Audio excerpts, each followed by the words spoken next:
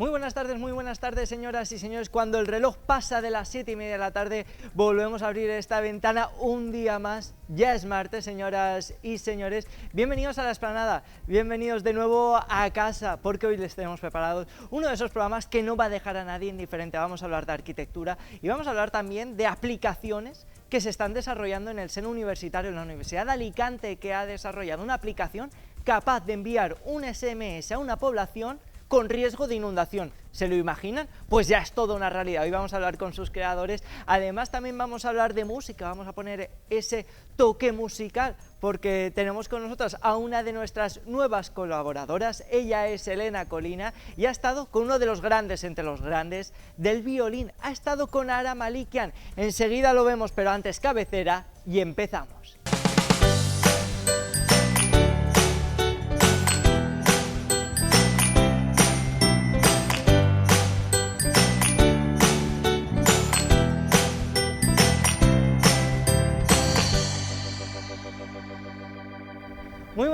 Muy buenas tardes, señoras y señores, bienvenidos a La Explanada, bienvenidos a casa. Como les hemos dicho, hoy tenemos un programa de esos que marcan, que les van a enganchar desde el principio y hasta el final, así que háganos el favor y acompáñennos en esta trayectoria de 50 minutos a lo largo y ancho de la comarca de Alicante, de las gentes y de todo lo que sucede. Y precisamente este fin de semana ha tenido lugar en Alicante uno de esos eventos de masas que ha congregado no solo a melómanos, sino también curiosos para conocer en profundidad o por primera vez a Ara Malikian. Y una de esas personas afortunadas que estuvo en ese concierto es nuestra nueva colaboradora. Ella es Elena Colina. Quizás les suene la cara porque estuvo en el último programa de la temporada anterior. Y ella es música, violinista, directora de orquesta. Puedo seguir. Bienvenida a casa, bienvenida Elena. Hola, muchas gracias. Buenas tardes. Bueno, te unes a nuestro equipo y lo haces entrando por la puerta grande, salvando las distancias con esa comparación, pero es que te has codeado con uno de los grandes violinistas de nuestra era, de nuestra época. ¿Puedes en un titular definir a Ara Malikian? Humildad, grandeza, técnica y humor agradable. Es humorista también, Sí. Humorista quizás no es la palabra, sino cómico dentro de sus dotes musicales. Sí, y uno de los buenos, porque hace reír al público con una simpatía y además siempre desde la bondad. No es nada dicaz, es muy generoso. Hoy vamos a conocer también en profundidad nosotros, también ustedes desde casa, quién es Ara Malikian. Me he permitido la osadía de copiar unos versos que dice él mismo. Cuando vi a mi hijo caminar por primera vez, después de meses de caídas, de intentos fallidos, de golpes, vuelta a probar, entendí que un día todos fuimos esa fuerza que el tiempo hace que olvidemos. Si miras a un niño, entiendes casi todo lo que fuiste ya hace un tiempo que no te permites ser. Es lo que él dice para introducir al público, para introducir a la gente en esta gira que está realizando, que está haciendo, que tuvo su paso por Alicante este fin de semana, como les decíamos, como les recordamos ahora mismo, fue el viernes en el Área 12, un homenaje a su hijo. Sí, él, todos sus conciertos tienen que ver mucho con sus raíces y su familia. En esta ocasión ha elegido a su hijo, pues porque estuvo mucho tiempo con él, por la pandemia, por el confinamiento. Entonces, él cuenta esa historia, pero es que a lo largo de este nuevo show, de este nuevo concierto, hace también referencia a sus hermanas, a un montón de personas, de familia también, que para él es importante. Incluso hizo la nana arrugada para todos los ancianos y todas las personas, bueno, pues que desgraciadamente fallecieron durante la pandemia. Dice Ara Malikian que es una gira donde no faltan dinosaurios, calamares, robóticos, máquinas del tiempo, pianos voladores y mimos bilingües. ¿Qué quiere decir esto? Claro, porque nosotros lo leemos esta mañana cuando entramos aquí a la redacción de La Explanada y nos preguntábamos el amplio equipo, ¿pero qué está sucediendo en ese concierto? Pues es muy fácil, y como todo tiene que ver con Cairo, con su hijo, pues es que él dice que a los niños le gustan los dinosaurios, le gusta el fútbol, pero no, es que a su hijo le gustan los calamares. Entonces, cuando escuchó una obra que le hizo a él, una pieza muy mestiza también, con colores de Armenia, con colores orientales, que se ha caracterizado mucho este concierto, dijo: papá, pero es que esto no es un calamar, esto es una sepia. Entonces, por eso tiene esos toques como de robots para su hijo. Para aquella gente que nos está viendo, quizás no entiendan la importancia que ha tenido Ara Malikian en el mundo de la música. ¿Qué ha hecho Ara? Permitiéndomelo, que yo de repente he hecho una abreviatura de su nombre. ¿Podría yo decirle Ara? Perfectamente. Pues ya está, lo vamos a llamar así, para abreviar. ¿Qué ha hecho Ara para ser tan influyente dentro del espacio musical de nuestro tiempo? Pues mira, Ara, desde que yo lo conozco, allá por el 2007, 2008, sí que ha habido una evolución, porque él vino de la Sinfónica Nacional, entonces todos sabemos que parte de la música clásica es un poquito arrogante de vez en cuando y muy elitista. Entonces, él no se veía ahí metido y lo que ha hecho es transgredir, pero transgredir con una pasión, con un trabajo tan bien hecho. Los puristas pueden decir, bueno, es que desafina, pero ¿quién no va a desafinar pegando esos botes, tocando en el suelo? Como dicen mis alumnos, me voy a hacer un Ara Malikian, porque digo, ¿qué es eso? Pues que se ponen a tocar en el suelo, a pegar saltos. Yo como violinista, yo lo he intentado, y claro que desafino, pero esa es la grandeza de este hombre, el que ha sabido aunar desde los chiquitines que mis alumnos de 2 años, cuando entran a las clases, ya saben quién es Ara Malikian, hasta los ancianos, o sea, todos, los ha sabido aunar, además con su carisma, con una dulzura. Nadie te va a hablar mal de Ara Malikian porque se ha hecho con el cariño de todo el mundo. Entonces, esa transgresión es lo importante. ¿Por qué? Porque ha bajado a la música clásica de estar en una posición, esfera, ¿no? Sí, en una esfera así como de elitismo, a que esté a nivel de todo el mundo y que el violín sea un instrumento para todos y que cualquiera se pueda poner un violín e intentar hacerlo. Democratizar de alguna manera la música. Sí. Sí. Pues oye, qué importante es la democratización de la cultura, de la música, para acercarla a todo el mundo. Nosotros aquí también lo intentamos para que ustedes también conozcan artistas de vanguardia, artistas clásicos. Elena, ¿qué te parece? Ya que estuviste allí, vamos a verlo y ver cómo es Ara en persona.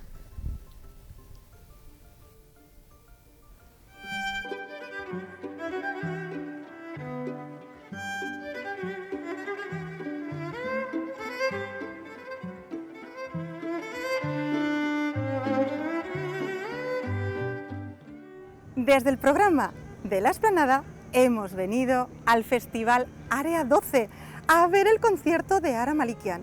Ahora lo vamos a entrevistar.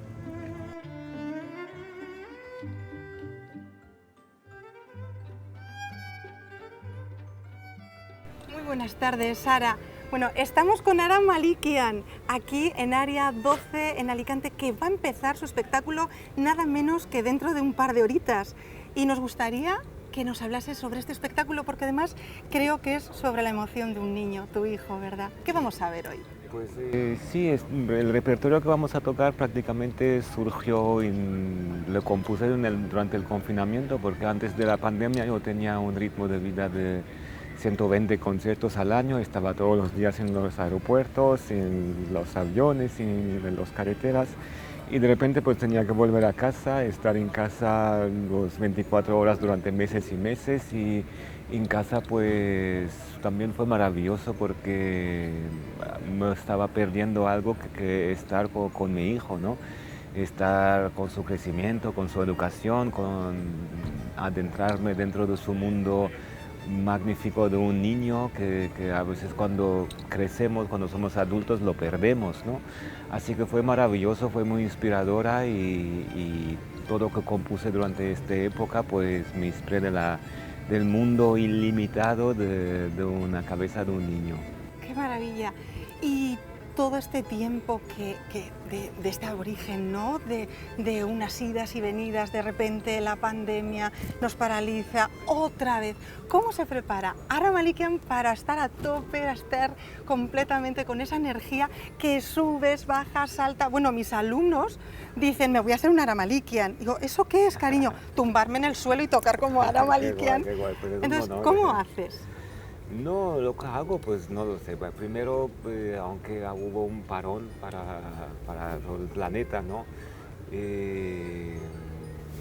Nosotros y yo no he parado prácticamente, hemos parado durante los meses de pandemia donde no podíamos salir, pero la cabeza no ha parado, ¿no? Y yo he estado siempre con la música, con la composición, con estudiar. Yo no he parado ni un día de estudiar y luego, bueno, que se vuelve a poder tocar y compartir nuestra música con el público, pues eso ya es suficiente para darlo todo. Y cuando subes al escenario y hay personas que se han molestado, han venido a verte, han pagado su entrada, han dejado sus cosas importantes que tienen que hacer, han dejado su familia y sus amigos, ¿no? Es una responsabilidad muy grande de hacerles feliz a todas aquellas personas que se han molestado a venir, ¿no? Así que pues te entregas con el cuerpo, con el alma, con el corazón para que estén felices, para que vuelvan a casa con un recuerdo que les puede durar lo máximo posible. Y si es para siempre, pues aún mejor. Bueno, y esos tours que tú has hecho por todo el mundo en los cuartos de baño, yo te tengo que preguntar, porque me lo han preguntado mis alumnos también, ¿cuál es el mejor baño, o sea, la acústica del mejor baño, de ese tour del mundo que has hecho? No, es que es verdad que yo practico, bueno, como giro todo el rato, pues practico mucho en los hoteles, ¿no? Y a mí me gusta siempre practicar delante de un espejo porque me gusta controlar que está todo bien, ¿no? Y en general los espejos están en los baños, así que siempre me derivo en el baño y al final me doy cuenta que practico, hasta en casa practico en los baños, también la acústica es agradable y todo, así que empecé a grabarme, empecé hace tiempo y fue un costumbre. ¿Y tu hijo, Ara, ha empezado a estudiar música? ¿Le estás enseñando a tocar el violín o...? Lo intenté, pero no hay manera. Y la verdad que a él yo creo que le irrita un poco, porque es verdad que todo el mundo le pregunta, ¿y tú tocas el violín? Claro. ¿Y tú? Entonces no, y está un poco molesto, ¿no? Yo creo que yo no soy como mi padre me obligó, y le estoy eternamente agradecido, pero yo no tengo este carácter, esta carisma que tenía mi padre y yo lo dejaré a mi hijo hacer lo que quiere. Sí, hace música, toca, le encanta el hip hop, le chifla, a veces odia la música que yo hago, a veces que le encanta, ¿no? pero es un amor porque me sigue a veces en las giras y me apoya y yo creo que tiene otros talentos o diferentes talentos y lo importante es que sea feliz, que juegue, que se ría y ahora es un niño, así que... ¿Y tú a qué edad crees que es recomendado y recomendable que un niño empiece a estudiar música? No lo sé. No lo sé. Es la pregunta eterna y es el misterio eterno. ¿Cuándo hay que empezar? ¿Cuándo hay que empezar seriamente? Hay que empezar como un juego, hay que empezar más académico. Es la eterna pregunta que yo creo que nadie lo va a tener. Yo antes de tener un hijo decía, no, a todos tiene que ser como un juego. Y yo intenté con mi hijo y me tiró el violín en la cabeza. Así que yo creo que no hay un truco. Es igual que te preguntan qué truco tienes para hacer una carrera, pues no hay un truco. Yo creo que cada uno tiene que buscarse la manera, cada padre que quiere que sus niños toquen, pues cada niño es diferente, todos los seres humanos somos diferentes, ¿no? Tenemos cada uno nuestros secretos, nuestros caracteres y yo creo que hay una cosa que estoy convencido, que no se puede generalizar las cosas, ¿no? No se puede dar la misma educación a miles de personas. Cada uno somos diferentes. Cierto. Vamos a hacer ahora un viaje al pasado. Vamos a inventarnos la máquina del tiempo y te vas a presentar delante de Ara Malikian de 3 años. ¿Qué le dirías?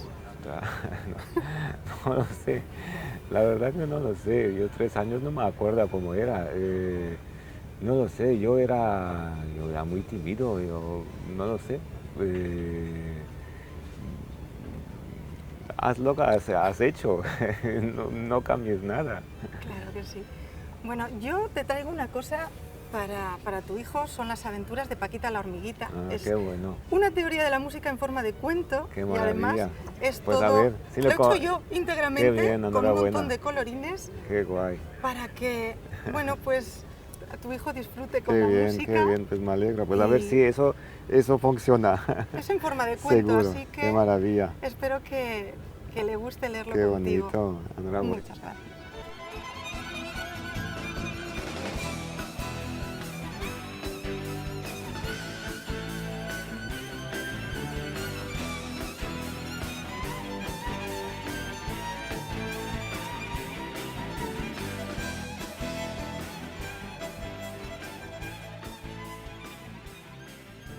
Carlos, nos hemos podido adentrar ya en el escenario, están todas las sillas preparadas, todas las lucecitas, todo preparado para que empiece en breve el concierto de Ara Malikian y lo vamos a disfrutar porque en una de esas sillas nos vamos a sentar nosotros también. Ya te contaremos.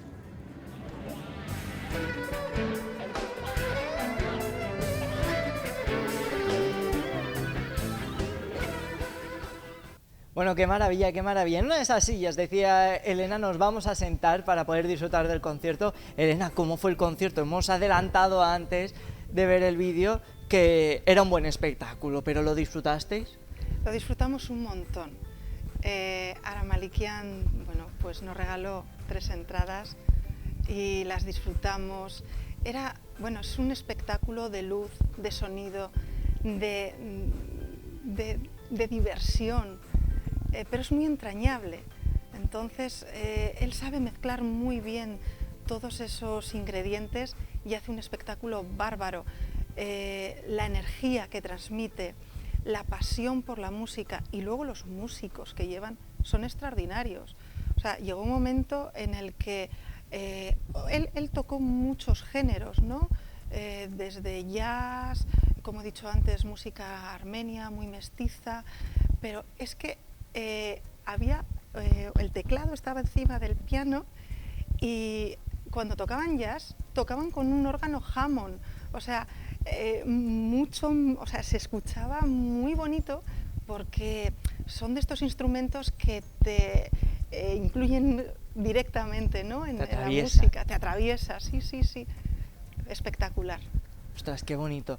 A mí me gustaría también, en una de las preguntas, y bueno, sabiendo que le regalas ese libro que has sacado con tu método, con el método Colina, que introduce a los niños muy pequeños a la música en una temprana edad, le preguntabas por qué edad creía él que era bueno introducirse en esto de la música. Hace una respuesta un poco ambigua, pero hay que recordarle a la gente que nos está viendo desde casa que Ara Malikian se introduce en el mundo del violín con tan solo 7-8 años. Bueno, ¿cómo le cambia en la vida gracias a aprender el violín? Claro, esto es como todo. ¿Quién te enseña y cómo te enseñan? Entonces, su padre, que también era músico, a los 3 añitos ya le puso un violín en el cuello. Entonces, si el niño se sentía obligado, en este caso Ara se sentía obligado, bueno, pues él no quiere que le pase lo mismo a su hijo, ¿no? Que tenga esa elección. Y luego supongo que el poquito tiempo que Ara tenga, pues disfrutará de su hijo, no se va a poner como profesor. Y hace bien, porque ser un profesional, ser profesor de su hijo es lo peor que puede haber. Y además Ara sí que es verdad que él agradeció, o sea, en un principio no le gustaba como ningún niño porque al final... Lo ves como una obligación, ¿no? Claro, le imponen, si no es un juego previo, los niños aprenden jugando y si no es un juego previo, pues lo ven como una obligación y eso no gusta.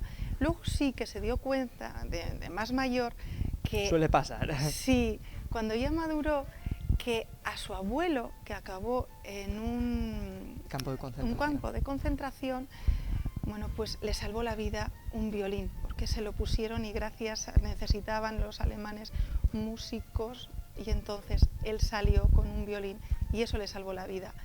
Ahora está muy agradecido al violín.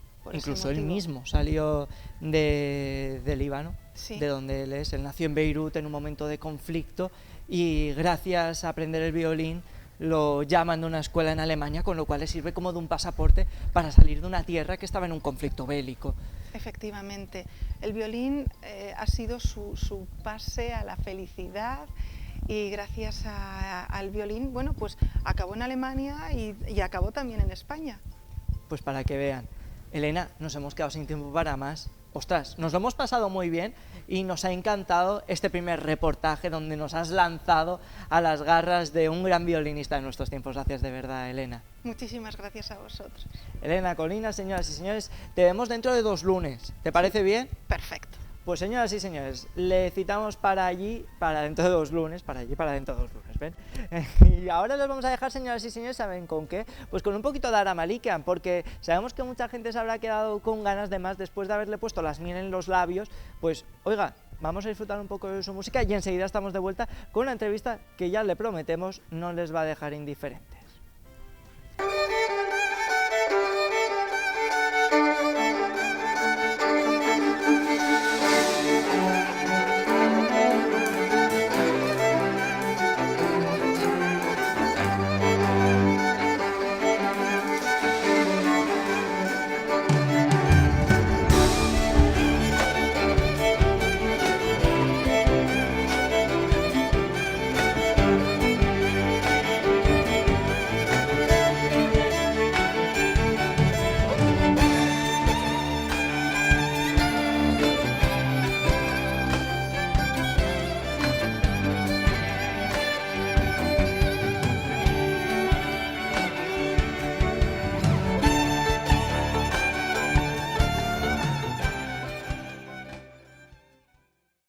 Bueno, qué maravilla, qué auténtica maravilla ese concierto de Ara Malikian, pero nosotros seguimos con más temas de actualidad, porque yo no sé si lo recuerdan, hace 3 años estábamos así.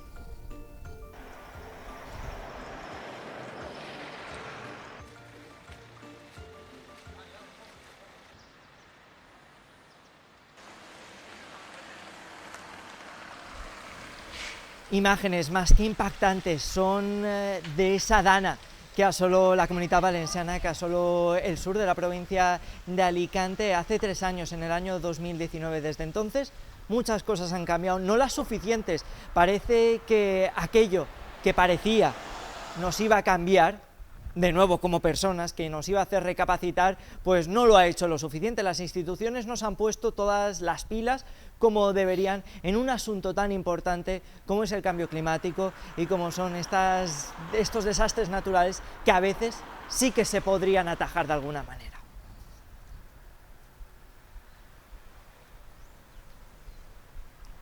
Y precisamente de eso vamos a hablar hoy en la explanada, aprovechando que se cumplen 3 años de este desastre natural que asoló el sur de la provincia, como les decíamos, esa dana que durante una semana nos mantuvo en vilo a la Comunitat Valenciana. Sociólogos y medioambientólogos, no, ¿cómo lo podríamos decir? Geógrafos, sociólogos ambientales. Pues para que vean, al final hay que recurrir a los expertos. Pablo Aznar Crespo, muy buenas tardes, profesor de la Universidad de Alicante, sociólogo. Bienvenido a la explanada. Gracias, Carlos, por invitarme y es un placer poder compartir con vosotros un tiempo para poder hablar de temas que, además de interesantes, creo que son de actualidad, tal y como has comentado. Son muy interesantes y eso precisamente es la clave, porque para aquellos que no lo sepan, la Universidad de Alicante en esa vocación de servicio público sigue investigando, sigue avanzando en técnicas. Una de ellas pues venía hace apenas unas semanas a anunciarse, y es que de la mano del 112 van a poner en marcha un sistema tan importante para la sociedad como es una alerta en caso de inundaciones. No sé si lo he dicho bien, ¿está bien explicado? Está bien explicado. Básicamente el gobierno valenciano, sobre todo después del desastre de la Vega Baja de 2019, que también afectó al sur de la provincia de Valencia, decidió de alguna forma aumentar los esfuerzos para gestionar el riesgo mediante una diversidad de instrumentos. Todo se concretó en el plan Vega Baja Renace y una de las acciones entre las tantas que hay dentro del plan ha sido fortalecer los sistemas de comunicación del riesgo, básicamente a través de sistemas de alerta temprana.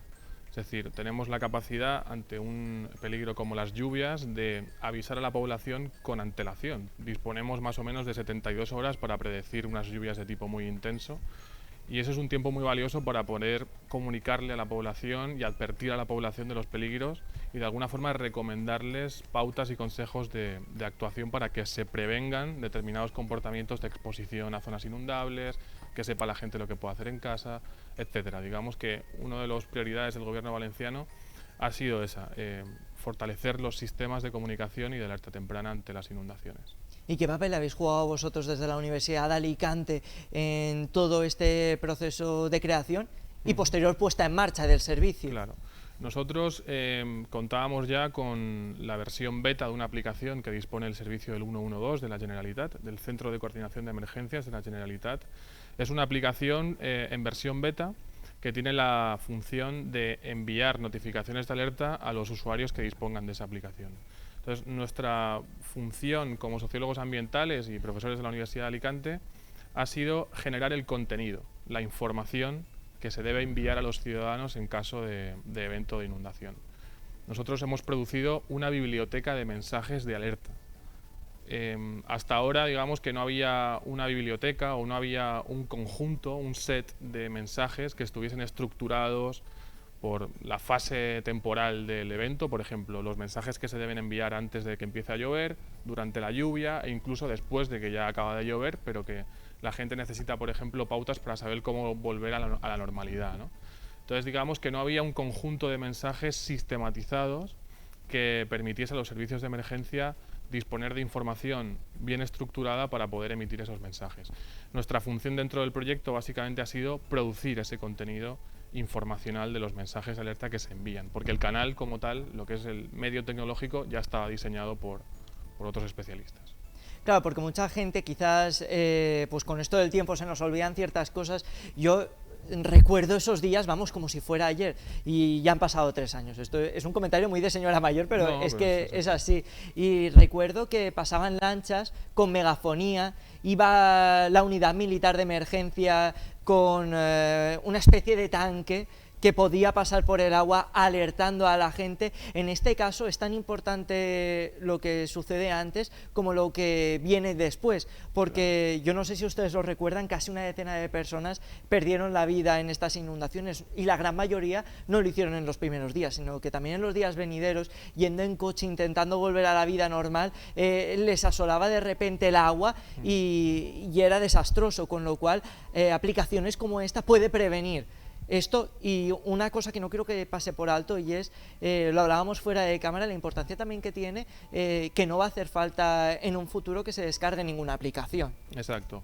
Digamos que en general en la Unión Europea, en el marco del cambio climático, todos nos estamos poniendo las pilas, por así decirlo, y estamos implementando medidas alternativas. He de decir que las medidas de tipo estructural, las que tienen que ver con la canalización de los barrancos, ríos, etcétera, siguen siendo también pues de una importancia fundamental, y estas medidas lo que vienen es a complementar en sistemas integrados donde de alguna forma todo suma, vienen a complementar las estrategias generales de gestión del riesgo. Entonces, en términos de comunicación, además de las aplicaciones que están en el market de Google o de Apple, también disponemos de otros medios, otros canales muy novedosos en la Unión Europea, porque hasta el momento no se estaban implementando, como es el sistema SMS. Digamos que en Estados Unidos lo tenían implementado desde hace mucho tiempo. Cuando hay una alerta por tornado, por huracán o por tsunami, automáticamente las personas que se encuentran en el área de influencia del peligro reciben, sin tener que descargarse ninguna aplicación, un SMS advirtiéndoles del peligro.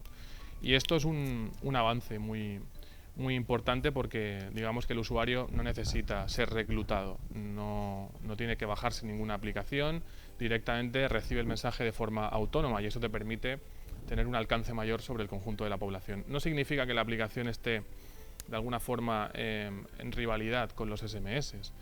Las dos cosas son útiles y de alguna forma creo que las aplicaciones también te permiten cosas que los SMS no te permiten, como por ejemplo el acompañamiento de recursos audiovisuales o una interacción un poco más dinámica con respecto al usuario. Claro, pero sí, digamos que hay una variedad de... Aquí hay algo muy importante y es que tú, sin tener descargado la aplicación y simplemente con la geolocalización del móvil, lo detectará que usted está en un lugar de peligro o donde puede suceder algo y le enviarán el SMS, con lo cual no hace falta ya descargarse la aplicación. Esto puede ser un paso siguiente, Sí. que alguien reciba la alerta y diga, ostras, pues puedo descargarme esta aplicación y consultar toda esa biblioteca de imágenes. Exactamente, esa es un poco la idea, ¿no? Que ambos canales estén complementados y sirvan de la misma forma, todo suma. Es decir, Retroalimentarse. puede que también alguien no esté tan al tanto de los SMS porque ahora se utilizan más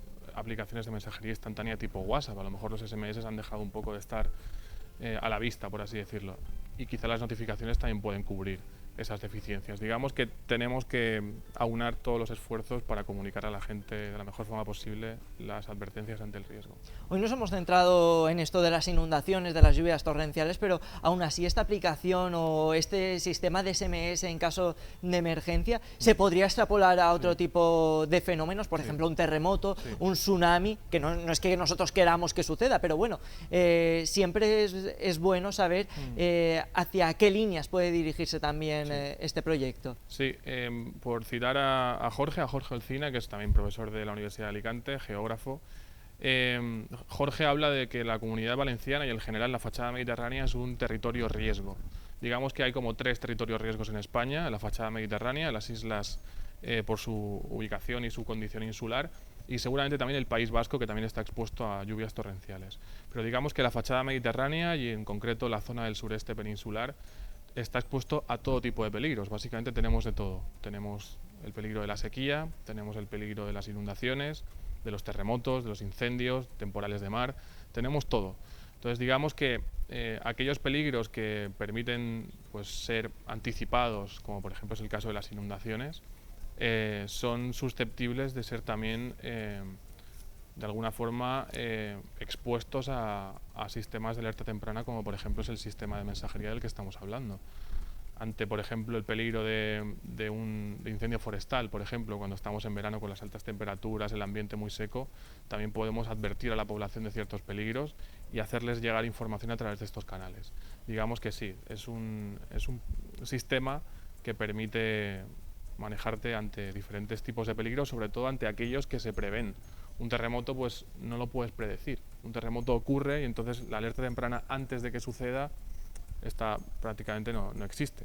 Pero puedes enviar mensajes durante la emergencia o incluso después para ayudar a la gente a volver a la normalidad. O sea que cualquier situación de desastre, la comunicación de información es fundamental. Y estos medios, estas vías son de un interés estratégico para todos. De manera muy breve, porque ya estamos casi en el tiempo de descuento de la entrevista, así que nos gustaría preguntarte por las líneas de futuro que tiene este proyecto. ¿Hacia dónde vais? Nosotros estamos finalizando este proyecto. Ya hemos entregado a la Generalitat un borrador de esta biblioteca de mensajes. Tenemos que hacer una última fase donde vamos a testar con usuarios de la Vega Baja la validez de los mensajes. Queremos comprobar si los mensajes son comprendidos de forma correcta, si despiertan de alguna forma reacción en la población, si lo pueden entender en términos generales. Y cuando terminemos este proyecto, nos acaban de conceder a mi grupo de investigación, que está dirigido por Antonio Aledo y Guadalupe Ortiz, un proyecto del Ministerio español, un proyecto I+D nacional, precisamente sobre el tema de las inundaciones. Vamos a evaluar los potenciales impactos sociales que pueden producirse en eventos de inundación en esta zona, en nuestra zona de estudio, y cuando identifiquemos esos impactos potenciales queremos también de alguna forma analizar cuáles pueden ser las estrategias de adaptación que pueden implementar cada uno de los municipios en esas realidades municipales para hacerle frente a esos impactos potenciales que antes hemos identificado. Digamos que queremos dar una fotografía del riesgo al que está expuesto cada municipio y darle un set de herramientas en términos de capacidades de adaptación de lo que pueden hacer para poder enfrentar mejor ese riesgo. Insisto, es un proyecto nacional que nos acaban de conceder y estamos pues muy ilusionados y muy comprometidos con el tema de los riesgos ambientales, que es una de nuestras líneas de investigación como sociólogos ambientales. Pues tendréis que volver a la Explanada a seguir hablando de este proyecto y de muchísimos más. Nosotros encantados. Gracias de verdad, Pablo Aznar Crespo, por venir, sociólogo ambiental, por brindarnos también un poco de esa experiencia y de esos trabajos tan bonitos y tan importantes para la sociedad que lleváis a cabo desde la Universidad de Alicante. Gracias. Un placer, Carlos. Y nosotros vamos a continuar, no cambiamos aún de tercio porque vamos a seguir hablando sobre cambio climático y precisamente esa ley que se está preparando desde el seno europeo. Vamos a conocerla un poco más en profundidad de la mano de la Universidad de Alicante. La lucha frente al cambio climático obliga a la transformación de los modelos energéticos, sustituyendo los combustibles fósiles por energías renovables. En este sentido, se ha aprobado recientemente una ley de cambio climático y transición energética. El Grupo de Investigación en Derecho Ambiental trabaja en el análisis de esta nueva legislación para potenciar su efectividad. La Ley de Cambio Climático trae causa del Acuerdo de París de 2015 y de un conjunto de reglamentos y directivas de la Unión Europea que se aprobaron en el año 2018 y que tienen por finalidad última alcanzar la neutralidad climática en el año 2050. Para ello, la Ley de Cambio Climático establece una serie de objetivos mínimos nacionales para alcanzar en el año 2030. Estos objetivos son, primero, que se reduzcan las emisiones de gases de efecto invernadero en el conjunto de la economía española en al menos un 23% con respecto al año 1990. Segundo, que en el año 2030 el 42% de la energía que se consuma en España sea de origen renovable. Tercero, que como mínimo el 72% de la energía que se genere en nuestro país sea a partir de fuentes renovables. Y cuarto, que se mejore la eficiencia energética, de forma que se reduzca el consumo de energía en un 39,5%. Para alcanzar estos ambiciosos objetivos, la ley introduce toda una serie de medidas, como son prescindir de la explotación de los hidrocarburos y los minerales radioactivos, cesar la producción de carbón nacional, fomentar la utilización de gases renovables como el hidrógeno verde y promover la movilidad sin emisiones y el consumo de combustibles alternativos sostenibles en el transporte. En cuanto a su análisis jurídico, en el grupo de investigación advertimos que se trata de una ley incompleta, por la gran cantidad de remisiones que hace a las administraciones públicas para que la desarrollen reglamentariamente, porque hay medidas que apenas se esbozan en la ley y porque encarga una elevada suma de informes que las administraciones públicas deberán realizar cada año o cada 2 años y que suponen un importante reto para los poderes públicos en su conjunto. En cualquier caso, estas cuestiones críticas que hemos apuntado no impiden que nuestra valoración general de la ley sea positiva, configurándose como una pieza más del marco estratégico de energía y clima que España ha puesto en marcha y que nos permite afirmar que ya estamos en la senda de la transición hacia la transformación de nuestro modelo económico.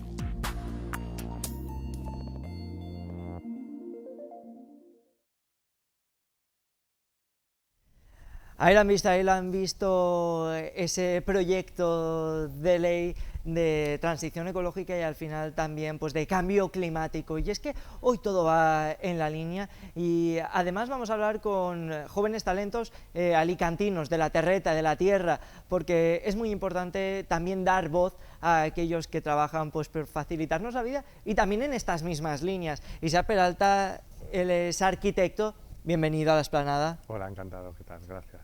Bueno, eres fundador del estudio de arquitectura IP y bueno, además de profesor de la Universidad Politécnica de Valencia, un amplio currículum seguramente. Si ustedes han pasado muy cerquita aquí de las instalaciones de Alacantí Televisión por esa Plaza Séneca, pues hayan dicho, oye, qué bonita ha quedado, obra de todo el equipo de Isaac, y por eso nosotros también queríamos darte hoy voz para hablar no solo del trabajo que ya has hecho en la ciudad, sino también esos proyectos de futuro y también de ese reconocimiento que año tras año vas ampliando y que tienes ya ese bagaje como gran profesional.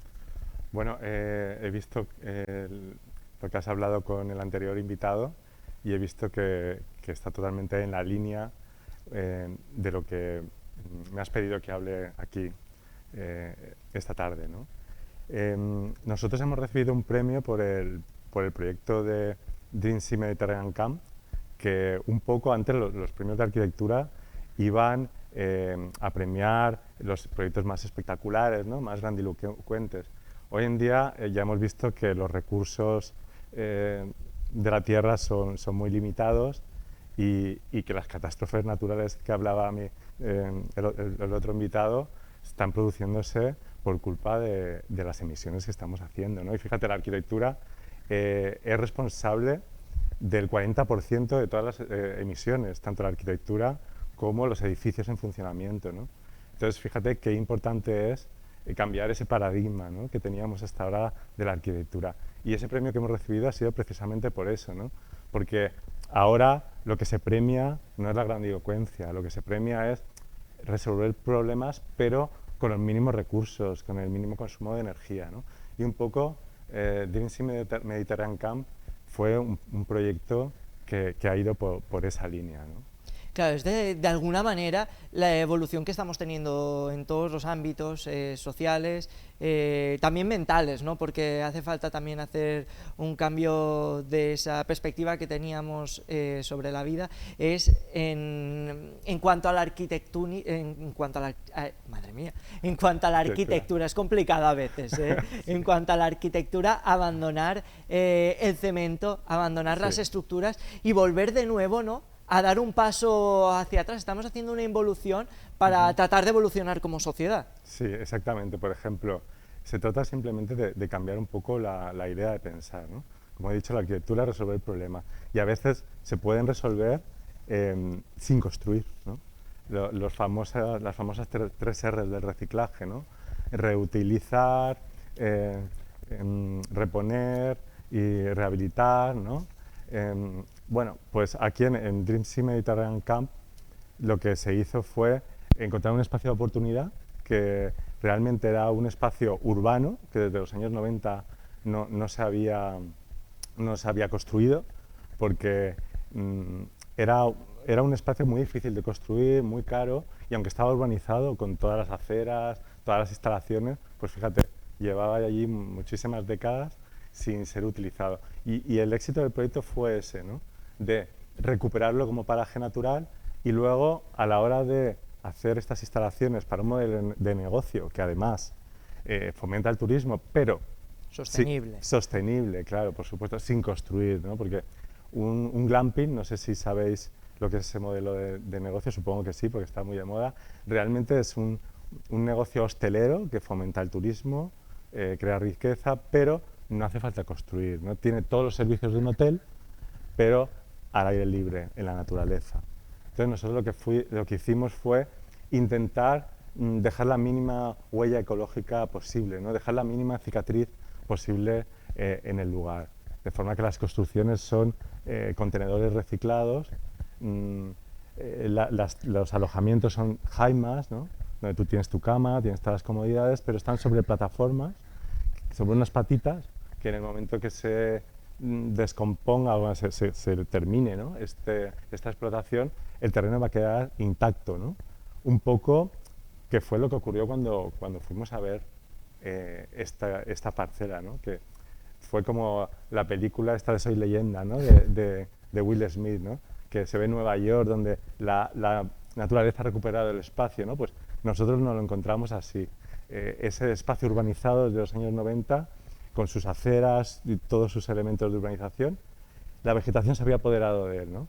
Y los clientes, no, hay que rehacerlo, porque fíjate, no, precisamente el proyecto fue eso, ¿no?, al final, dejar que la naturaleza siga su curso, ¿no? Sí, ¿no?, y recuperar ese paraje natural del Morro del Falquí en Benitachell, que es fantástico, ¿no? Y un poco lo hemos sacado a la luz y lo hemos recuperado.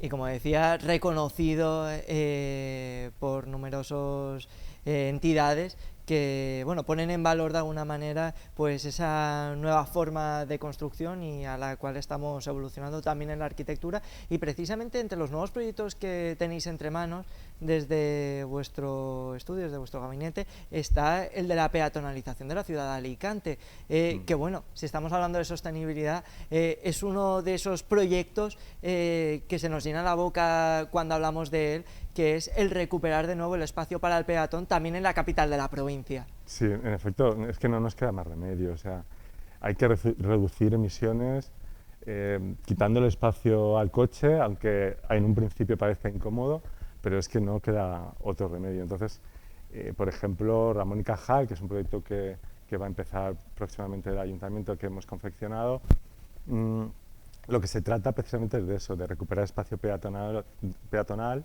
para los peatones, reducir un poco el espacio al coche, sin perder esa accesibilidad, ¿no?, para personas mayores, pero también darle más espacio a la bicicleta, ¿no?, para que esos desplazamientos sin consumir combustibles fósiles pues se vayan fomentando poco a poco en Alicante, que aún vamos muy retrasado, pero yo creo que llegará un momento que será popular, ¿no?, ese desplazamiento en bicicleta en Alicante.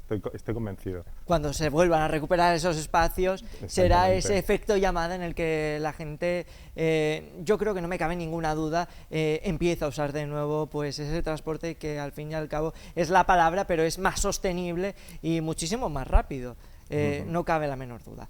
Vamos a seguir hablando porque entre también los proyectos que tenéis entre manos, muy cerquita de esa Avenida de la Constitución está la Plaza Ruperto Chapí, que también entra dentro de ese cuadrado que quieren peatonalizar, reurbanizar. ¿Cómo habéis planteado este proyecto? Bueno, ahí nosotros hicimos todo el tema de la ideación, perdón, y luego también nos han pedido el diseño de un mobiliario urbano, como anécdota, ¿no?, que es, no sé si recordáis un concurso que hubo hace años que se llamaba El Paseo de las Estrellas, ¿no?, que era del Festival de Cine de Alicante, ¿no?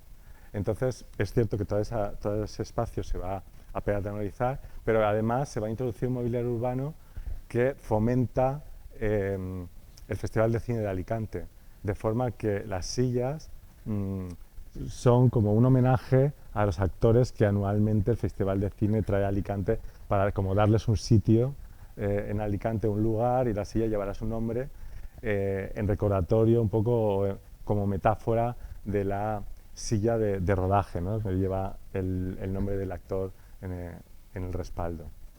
Ostras, qué bonito y qué interesante, ¿no? Siempre es más impactante cuando se explica que cuando vas y lo ves. Así que, señoras y señores, apúntenlo bien para cuando esté disponible puedan ir y... Ya se lo ha dicho incluso el arquitecto. Y vamos a seguir hablando de proyectos, en este caso de algunos que ya se han hecho, porque si hablábamos de recuperar plazas, uno de esos lugares icónicos que se recuperó en la ciudad de Alicante es la antigua estación de autobuses, que dejó de darse esa utilidad para abrirse al mundo como un espacio cultural, como un escaparate también cultural en la ciudad. ¿Cómo fue la ideación de todo este proyecto que se ha traducido en lo que es la Plaza Séneca? Sí. Bueno, como sabéis, era una antigua estación de autobuses y cuando llegamos nosotros al edificio se notaba su falta, ¿no?, porque todo el barrio estaba acostumbrado a ese corazón, ¿no?, al trasiego, ¿no?, al de trasiego, los autobuses. Sí, y que dinamizaba todos los comercios de la zona. Entonces, esa tristeza, ¿no?, esa parada de actividad se notaba en el lugar, ¿no? Luego, por otro lado, nos dio muchísima pena porque cuando entramos dentro y vimos ese mural de Gastón Castelló tan bonito, ¿no?, que está el plano de Alicante con todos los monumentos, que se suponía que el viajante llegaba a Alicante e iría a visitarlos, pues resulta que la mayoría estaban derribados, ¿no?, que también es un poco en contra del reciclaje de edificios. Yo creo que no solamente por un tema de sostenibilidad, sino también por un tema de identidad, ¿no?, urbana, ¿no? Puede ser que llegue un momento en Alicante que hayamos destruido tantos edificios que ya no nos reconozcamos a nosotros mismos, no reconozcamos la ciudad, ¿no? Entonces, pues lo mismo que pasó en el otro ejemplo de Green Sea Mediterranean Camp, que cuando vimos que la naturaleza había invadido el lugar, ya sabíamos, o sea, nos vino la inspiración. Las líneas, ¿no?, a seguir. Pues aquí pasó exactamente lo mismo, ¿no? O sea, teníamos que ser totalmente respetuosos con el edificio, porque mucha gente había llegado a Alicante y había ido a despedir a sus familiares en esa estación, ¿no? Todos teníamos recuerdos en esa estación. Entonces, yo creo que había que conservar la identidad urbana, ¿no? Y eso fue lo que hicimos, ¿no? Intentar reciclar el edificio, recuperando incluso su imagen original, que que era una imagen muy moderna para la época de los años 40, y eso fue sencillamente lo que hicimos, ¿no? De poca actuación y hacer lo máximo con lo mínimo. Para que vean, y se traduce en ese magnífico espacio que hoy, sin lugar a dudas, no es solo el corazón de esta zona de la ciudad de Alicante, sino que podríamos decir que es casi el corazón de la capital de la provincia. Muchísimas cosas suceden aquí y ya quizás no siga generando esos recuerdos de despedidas y reencuentros, pero seguro que sigue siendo escenario de buena parte de historias de los alicantinos. Isaac, muchísimas gracias por estar esta tarde con nosotros. Darte también la enhorabuena porque te han vuelto a dar un premio, en este caso para la obra de arquitectura efímera, para la muestra de arquitectura de Alicante 2022, a esa asesoría de San Nicolás, y queríamos pues... Sí, que también es un proyecto de recuperación, porque... Te lo digo en un minuto. Sí, hombre, no, es tienes tiempo. Venga, vamos a ponerle el cronómetro. No, lo quería contar porque es que es algo muy doméstico, muy sencillo, que a lo mejor incluso gente que nos está oyendo lo está haciendo, ¿no? Y dice, oye, pues lo estoy haciendo bien, ¿no? Simplemente aquí nos encargaron una asesoría, la asesoría San Nicolás, pero resulta que el piso de al lado también nos encargaron recuperarlo, ¿no? Porque es un edificio de los años 50 muy bonito de Alicante, y la casualidad de que nos encargaran esos dos proyectos juntos nos llevó a la oportunidad de que, sacando las piezas de la asesoría, ¿no? Que eran el terrazo, las puertas, esas carpinterías tan bonitas, ¿no? De los años 50, y esos pavimentos hidráulicos de hormigón tan bonitos que ahora están tan de moda, ¿no? Pues recuperándolos de la asesoría, porque ya no iba a ser una vivienda, podíamos recomponer el otro edificio, ¿no? Todas las piezas que estaban rotas, tanto de carpintería como de pavimentos, pudimos subsanarlas reutilizando las que extraíamos del otro piso, ¿no? Entonces, es otro ejemplo mucho más doméstico y que al final, con esa idea de recuperación y reutilización, conseguimos volver a recuperar una arquitectura de los años 50 que realmente, bueno, pues nos parece muy bonita, ¿no? Es parte también de nuestra historia y de nuestra identidad. Pues oye, muchísimas gracias ahora sí por compartir con nosotros un poco de tu conocimiento y también por abrirnos pues la vista también en otros aspectos que no siempre cuando hablamos de medio ambiente, sostenibilidad, estamos hablando pues de acciones como pues recortar el agua, subir la temperatura, sino pues va mucho más allá. Gracias de verdad, Isaac. Muchas gracias a ti. Isaac Peralta, y nosotros vamos a continuar. ¿Dónde nos vamos? Pues a publicidad, con todo el dolor de nuestro corazón, pero enseguida estamos de vuelta. Pues nada,